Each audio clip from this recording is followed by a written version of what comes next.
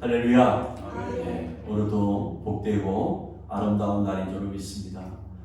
봄이 가는가 싶더니 여름이 붙어왔지요. 여름이 되면 하나의 특징이 있습니다. 모든 식물들이 열매를 맺기 시작한다는 것이죠. 이게 하나님의 섭리지요. 그래서 더 좋지만 오늘이 더 좋은 것은 하나님을 예배할 수 있기 때문에 복되고 좋은 날인 줄 믿습니다. 우리 하나님의 소원은 딱 한 가지입니다. 여러분도 소원이 있지요. 하나님의 소원도 있습니다. 그것은 모든 사람들이 예수 그리스도를 믿고 영접하고 하나님의 자녀가 되는 것인 줄 믿습니다. 그래서 교회의 사명은 주님 다시 오시는 그날까지 예수님이 구원자입니다. 예수님이 메시아입니다. 당신도 예수님 믿고 구원받으십시오. 이렇게 외치는 것이 교회의 사명인 줄 믿습니다. 오늘도 여러분이 예배를 믿음으로 드리시며 승리하시고 좋은 밭이 되어 열매를 맺는 시간이 되기를 주의 이름으로 축원합니다. 아멘. 오늘 말씀은 마태복음 10장 말씀입니다. 바로 비유의 장이라고 일컬어지는 주님의 말씀이지요. 오늘은 씨 뿌리는 농부의 비유 첫 번째 말씀이고 이제 몇 주 동안 비유에 대해서 말씀을 함께 나누고자 합니다. 우리 예수님이 이 땅에 오심으로 이 땅에 하나님 나라가 임한 줄로 믿습니다. 이게 하나님 나라가 임한 첫 번째 예수님이 오시면서 시작되죠. 예수님이 공생애를 시작하시면서 말씀을 선포하시는데 뭐라고 선포하시냐면 하나님 나라가 가까이 왔다 이렇게 외치십니다. 그리고 말씀을 가르쳐 주실 때에 이 땅에서 하나님 나라가 임하 있는데 너희들이 하나님 나라를 누리며 살아갈 때 말씀이 필요하다. 그게 바로 이 마태복음, 마가복음, 누가복음, 요한복음에서 예수님이 주신 말씀들입니다. 우리가 하나님 나라 백성이 되었는데 세상 사람들과 살아가는 방법이 다른 것이죠. 여러분, 미국 백성은 미국 사람들이 살아가는 방식이 있는 거고 한국 사람은 한국의 법에 따라 살아가지요. 특별히 다른 것은 하나님 나라도 마찬가지입니다. 하나님 나라 예수 그리스도를 믿고 비자를 얻은 자만 들어가는 줄로 믿습니다. 그래서 너희들이 하나님 나라 백성이 되었는데 어떻게 살 것인가? 이게 바로 예수님의 말씀인 것이죠. 그 첫 번째 비유로 오늘 씨 뿌리는 농부의 비유를 우리에게 주신 말씀입니다.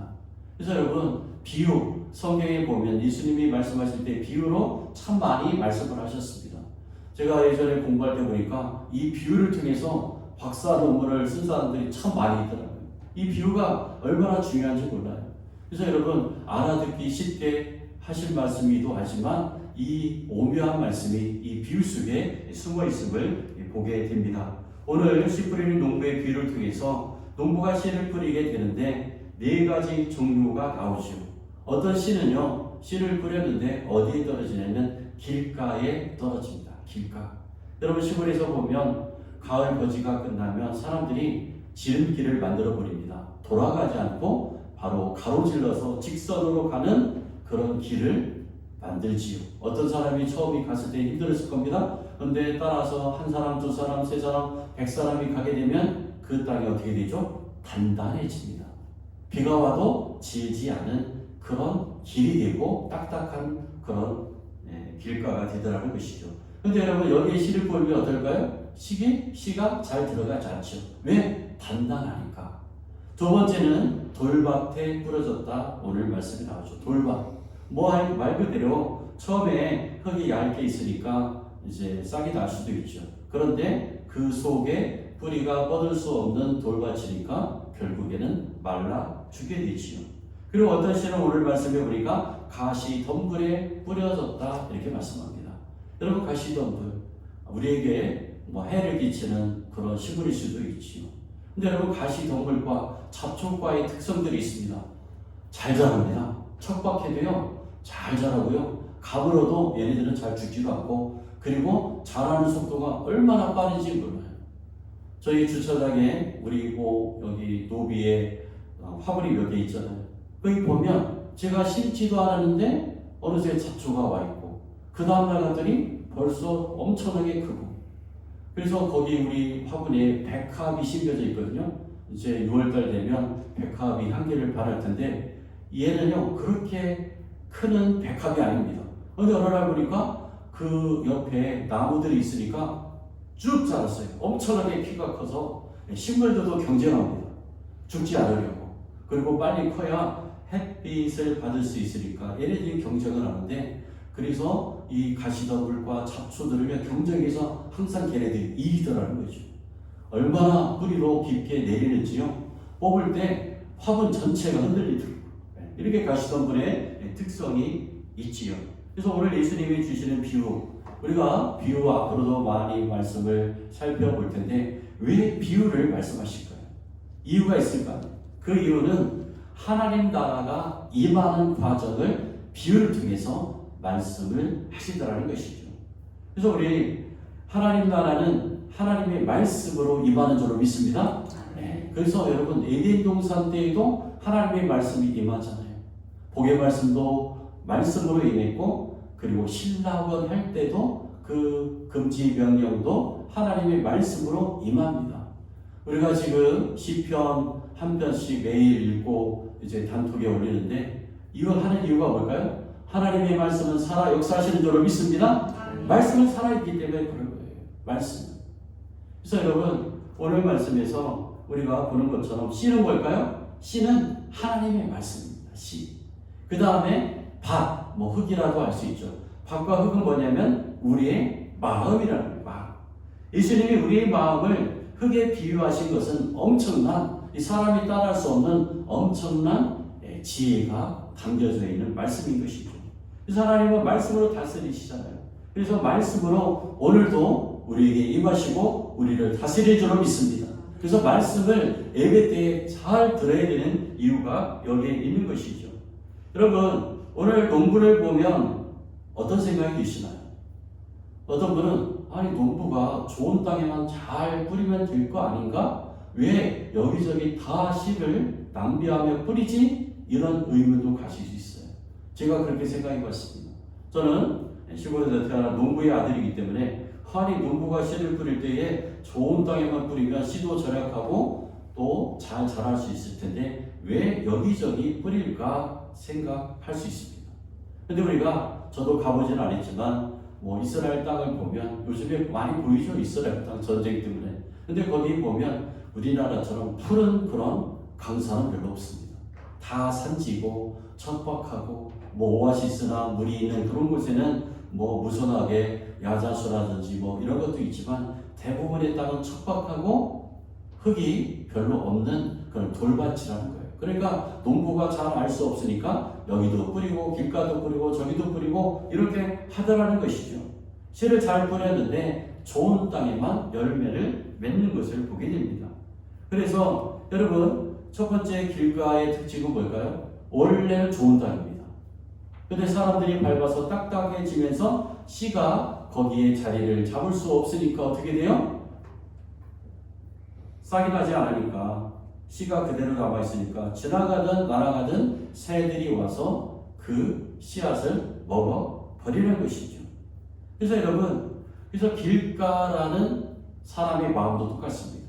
영적으로 보면 마음이 아주 뭔가 덮어져 있는 사람들이 있다는 사실입니다. 이 사람들 겉으로는 웃고 겉으로는 정말로 부드러운 것 같지만 어떨까요? 그 사람들 속 마음을 보면 단단한 막이 있어요. 왜요?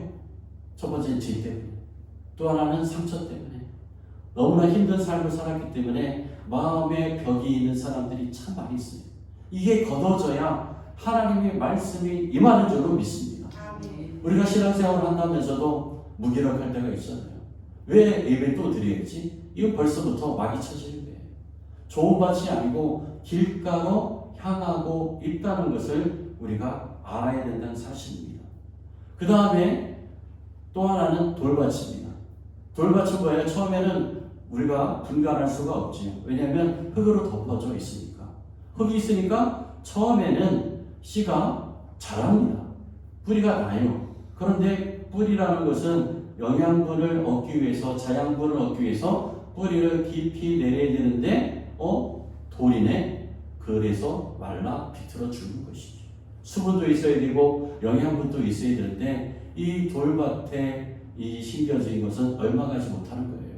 근데 여러분 돌밭에 특징이 있습니다. 일반 흙에 있는 씨를 뿌렸을 때하고 돌밭에 씨를 뿌렸을 때 어떤 게 싹이 먼저 날까요? 돌밭에 있는 씨앗이 싹이 먼저 난다는 거예요. 왜 그러냐면 돌이 있으면 여러분 햇빛이 비치잖아요. 그러면 열기가 돌에 담기겠죠. 그러면 온도가 높으니까 바로 싹은 먼저 틔운다는 거예요. 온도가 높으니까. 그런데 여러분 우리가 여기서 생각할 수 있는 것은 빨리 된다고 좋은 게 아니잖아요. 한국 사람 요즘에 무슨 뭐 공익광고가 어디에서도 나와서 빨리빨리 뭐 나오는 것 같은데 좋은 의미로 나오는데 빨리빨리 좋은 것도 있지만 어떤 때는 우리가 천천히 가야 되는 것도 있어요. 믿음도 마찬가지예요. 빨리빨리 좋을 수도 있죠. 그런데 그것 때문에 빨리 넘어지는 사람들도 너무 많은 것을 제가 목회를 하면서 봤다는 거죠. 늦어도 우리는 바른 길, 하나님의 말씀의 길을 가야 될 줄로 믿습니다. 잘 가야 돼요. 제가 고등학교 때 저는 주일학교 때부터 믿음 생활을 시작했습니다. 그러니까 수많은 사람을 봤죠. 거기 학교 근처이기 때문에 교회에 학생들이 참 많았죠. 이제 거기를 졸업하고 청년까지 잘 성장해서 목회자도 되고 항중직도 되고 그랬었어요. 근데 어느 날 어느 청년이 그 주위에 사는 자취하는 청년이 있었는데 교회에 나와서 믿음 생활을 시작하기 시작했어요. 근데 이분이 얼마나 열정이 끝내주든지 알지도 못하는 저도 저의 기회까지 들려왔어요. 야, 믿음 생활하려면 저 사람처럼 해야 돼. 나오더니 벌써 찬양도 다 하고 기도도 얼마나 열심히 하고 새벽 기도도 나오고 그래. 그래서 저는 그분이 엄청난 믿음의 사람인 줄 알았어요. 그런데 1년 있다가 그분이 사라져버렸어요. 믿음 생활 그만둔다고. 빨리 가더니 결국에는 시험이 들어가지고 뭔지도 모르고 만나보지 못했으니까 넘어지더라는 거예요. 여러분. 빨리 중요한 것이 아니라 천천히 가더라도 한 걸음 가더라도 제대로 된 그 길을 가야 될 줄로 믿습니다. 제대로 있잖아요. 제대로. 요즘에 우리나라 사고가 참 많잖아요. 왜 무너집니까? 제대로 공법을 안 하고 설계도 잘못했을 수도 있고 또 설계를 잘했었는데 또 시공을 잘못할 수도 있고 이런 것들이잖아요. 우리 믿음도 마찬가지라는 겁니다. 빨리가 중요한 것이 아니라 하나님의 말씀대로 천천히 갈 때 우리의 믿음의 벽이 쌓여지는 줄로 믿습니다. 이게 신앙생활인 거죠. 그 다음에 가시덤불 여러분. 가시덤불 아까 말씀드렸지만 잡초들은요 너무너무 빨리 자라고 너무너무 튼튼하기 때문에 주위에 있던 수분도 빨아들이고 영양분도 다 빨아들입니다. 그래서 진짜 우리에게 필요한 유익한 식물이 잘 자라지 못하는 거예요. 그 식물한테 지고 말더라는 거죠. 여러분 우리 사람의 마음으로 비유하면 뭘까요? 우리가 신앙생활을 하는데 자꾸만 어려운 일이 생겨요. 장애물이 생기는 거예요.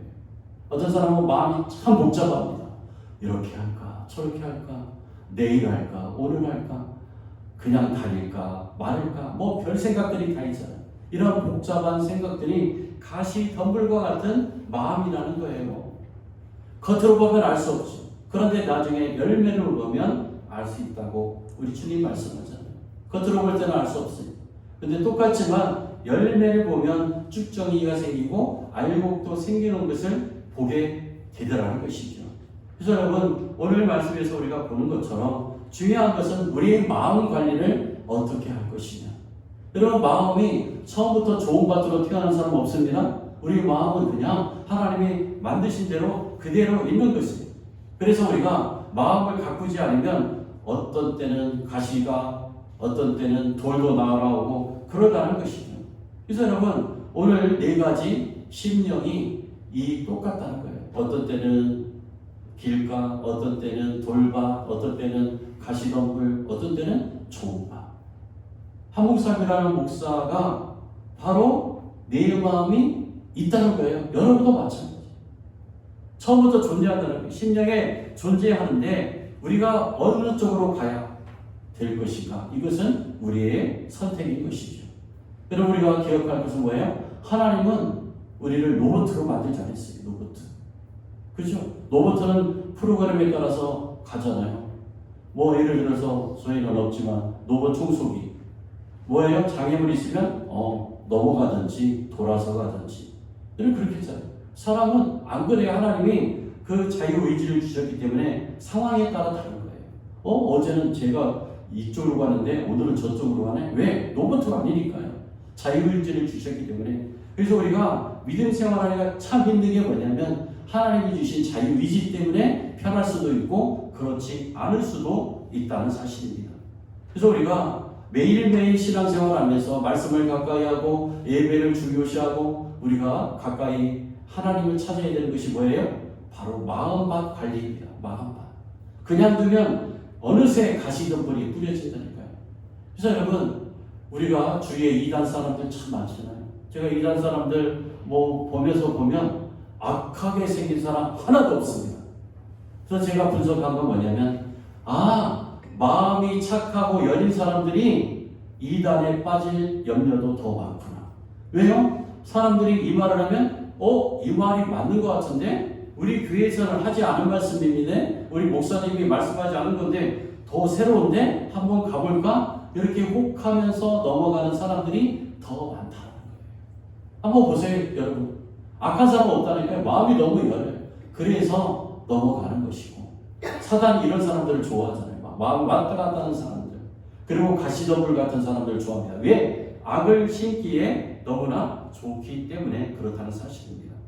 그래서 오늘 말씀에서 보면 우리 예수님이 오늘 말씀에서 지적하시는 게 딱 있습니다. 뭘까요? 이 세상의 걱정과 돈의 유혹에 대해서 말씀하죠. 여러분 기독교 대학을 들어가면 저희 때는 필수 과목이 있습니다. 교양 필수. 그게 뭐냐면 기독교 세계관 이런 거예요. 근데 지금 선택으로 바뀌었다는 안타까운 소식도 있지만 왜 기독교 학교에서 기독교 세계관을 가르칠까요? 여러분 누구에게나 지금 다 세계관이 있어요. 세상을 보는 관점이 세계관입니다. 어떤 사람은 물질 만능주의를 봅니다. 다 필요 없어.